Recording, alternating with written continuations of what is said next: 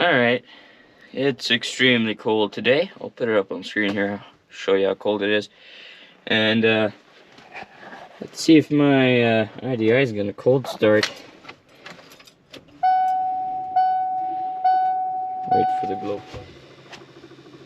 As long as the oil isn't too thick, it should start. Come on.